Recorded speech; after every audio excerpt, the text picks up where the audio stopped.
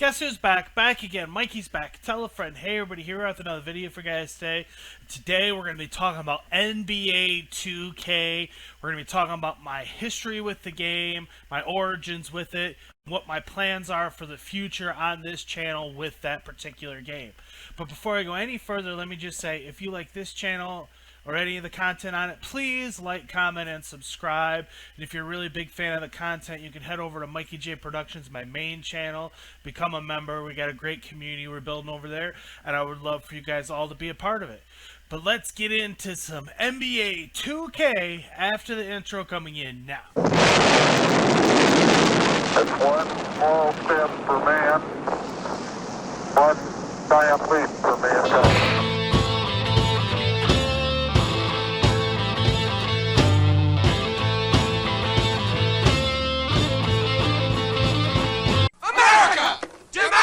MJP! I want MJP! I want my MJP! I want my MJP! Call your cable company and say I want my MJP!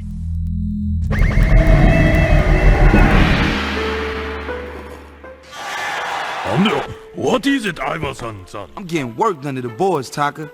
Show rebound stance. Bamboo reed need deep root for strength. Go! Here it comes! Where'd he learn that? NBA2k on Sega Dreamcast. It's So I'm going to start this video out by talking about my history with NBA 2K. And it goes all the way back to the Dreamcast. I didn't check or not whether NBA 2K1 was the first game or if NBA 2K was the first game. I think there was one before this, NBA 2K, and I did have it originally, but I no longer have it. And it's probably because I just kept this one from the Sega Dreamcast because this one was better. But there was a time when I had a good 10 or 12 years in a row of this game, every single year, from the very beginning up until probably around, I don't know, 2K12 or so by looking at my collection. So I've been playing this game since the very beginning, and I wanted to talk about some of my favorite editions because I didn't keep all the ones that I had over the years. Because I didn't feel like it was important to keep every single year of this game, especially since a lot of the times it's just a roster update and stuff like that.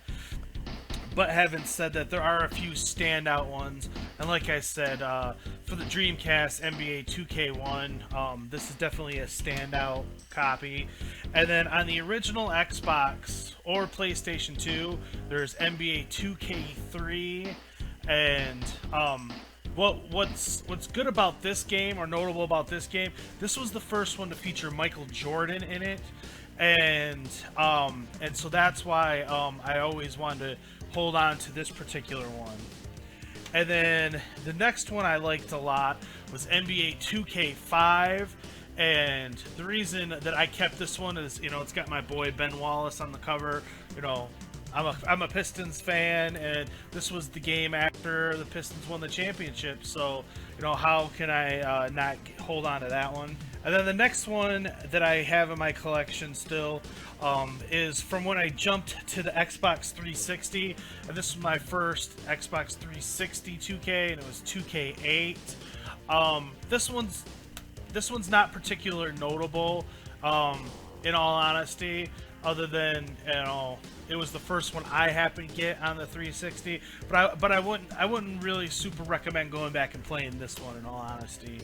But the next one I got on the 360 that I would definitely recommend is 2K11, and this one was notable for the Jordan challenges. It introduced the Jordan challenges, and this was just a great game. And it's still one of the best NBA 2Ks that you can get your hands on, in my opinion. Yeah, it's dated. It's on the Xbox 360 now, but this is definitely a notable copy. And then the last one I got on the 360 was NBA 2K12 very next year, And what I liked about this one is it even though this one had the Jordan challenges, which was super cool, but in every other way, this one was better. Had better roster, classic rosters and everything, and had variant different versions of players to get on the cover. I think you could get Bird, Magic, or Jordan, I believe.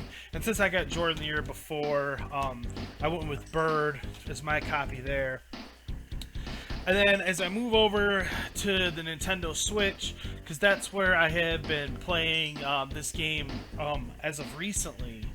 And the first one, and the only one I had on the Switch for the longest time, was 2K18 with Kyrie Irving on the cover.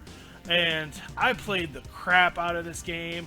If you see my Nintendo Switch, game log on what games I've played the most, it's this game that I've played more than any other game on the Nintendo Switch. And then that brings me to the newest one, which 2K23 I just picked up on the Nintendo Switch. I saw it was on sale, 60% off for Xbox, PlayStation, and Switch. And I originally wanted to get it for PC to be, all transparency with you guys.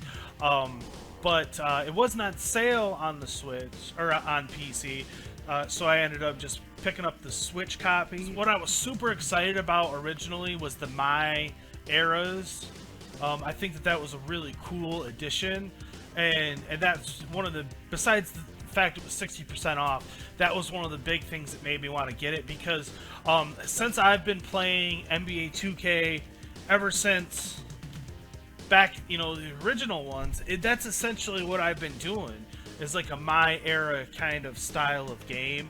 That's what I play. I'm not really into the My Player and stuff like I know a lot of people out there are. I mean, and if you are, that's cool. That's not what I do. I've always done GM and seasons and stuff like that, and I always tried to make the rosters more of a retro style as opposed to the modern style. And 2K has always been pretty good about bringing in a lot of classic and retro players to allow you to do that. And 2K23 is the best of the yet that we've seen.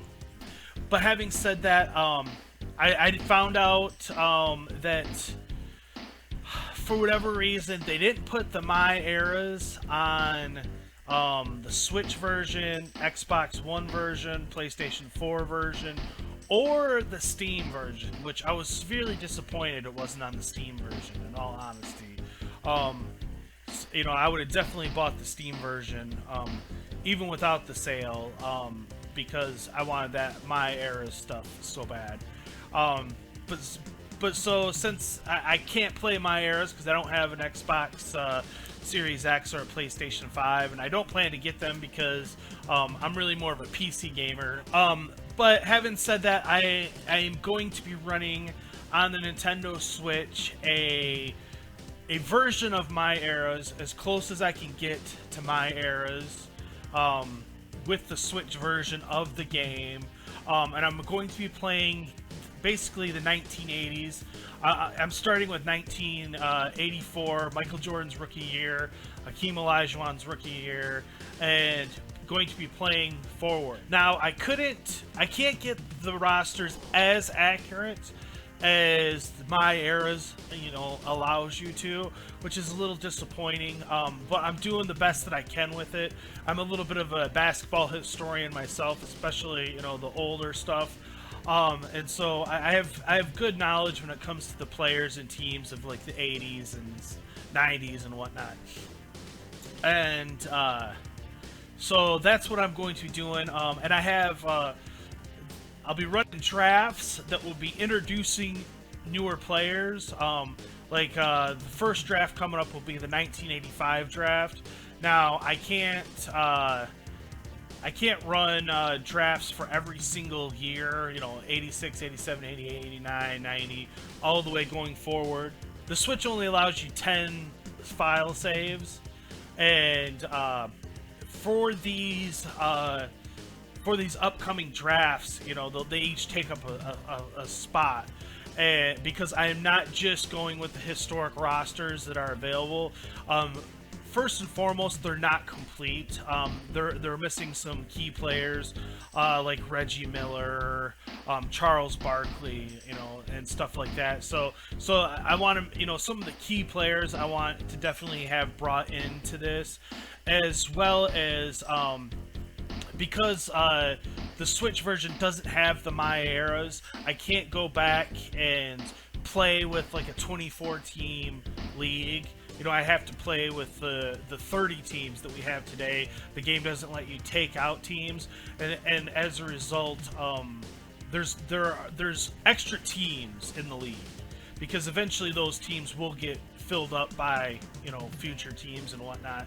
And so, but I tried to keep it as accurate as possible there. The only real exception is I needed a dummy team to replace the Pelicans, because there's no way I'm going to play this game up to the point that the Pelicans get introduced, because I'm actually playing the game. I'm not simulating. And so I needed another team out west, and so I put the 86 Bulls out in the Western Conference as just kind of a dummy team. But the rest of them, there's, I got the Grizzlies, the Raptors, the Hornets, the Heat, the Magic, all those teams that will get introduced at appropriate times. And but right now they're kind of running with dummy rosters, if you will. I tried to keep as many of the modern players out as possible, and I really was trying to get it as historically accurate as I could with the Switch version of this game, and I think I did a pretty good job for the most part there. But bear in mind, it's not perfect, and to help fill out some of the rosters of some of these dummy teams, in the drafts I will be introducing not just players from like the 1985 draft, but I'm also introducing some of the classic players slowly but surely. Like I think Bob Pettit, Dolph Shays, George Mikan, they'll be coming in the 85 draft. And then after that, I'll be running the 87 draft. And I think we'll see Bill Russell and like Oscar Robertson in that draft, along with Reggie Miller. And then the 85 draft is just 1985 plus some early legends. And then the 87 draft is going to be, it'll be the 1986, the best of 86, the best of 87, the best of 88, and some other notable legends as well. And then I'm running the 1990 draft. I think that'll be 89, 90, 91, with some more legends getting introduced. So that's kind of how I'm doing it. Every 2 or 3 years, when it was good, notable real-life drafts, those are the years that I'm running drafts of. And then the best players from the ones that I skipped are getting brought in that draft as well.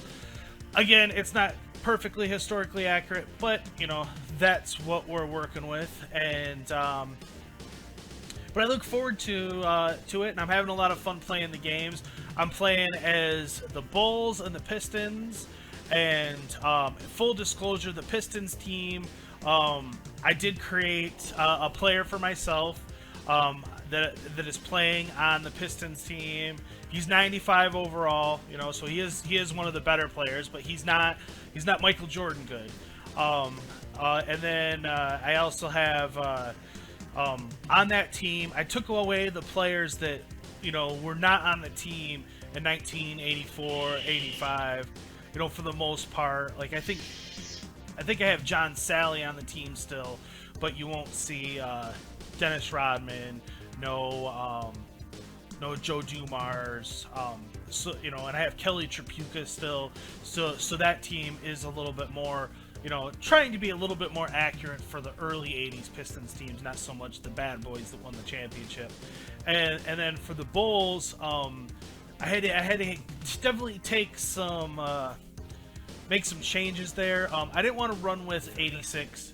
I didn't want to run with that team because the jerseys that they have, the classic ones, while they're cool for that first year, they are not I prefer the more classic Bulls one, and since I'm going to be running with this team into the 90s and everything, I wanted to get with one that was looked a little bit more accurate to the time. So I'm running with the 89 Bulls, but the team consists of Jordan, and then I have Reggie Theus at point guard, I have George Gervin at small forward, and I have Bill Cartwright at center. So it's not, it's a little bit of a hodgepodge of the mid-80s Bulls teams a little bit. And those are the two teams that I'm running with. And like I said, I'm playing all the games. When I lose, you'll see me take the L's. And when I win, you'll see me take the wins. And I'm really trying to have some fun here, and maybe help build the Nintendo Switch version of this game out a little bit for people. But that just about wraps it up for NBA 2K, my past with it, and where I'm going with it forward on the channel. Thanks everyone for watching, and again, if you made it this far, make sure you hit that like on the way out. Really helps out the channel and the video move along, and I'll see you guys all in the next one. Take care, everybody. Hey, thanks for watching. And don't forget, we got merch store. If you want to take a little piece of the show with you, you can get it right here. We got everything. You want some Mikey J stuff?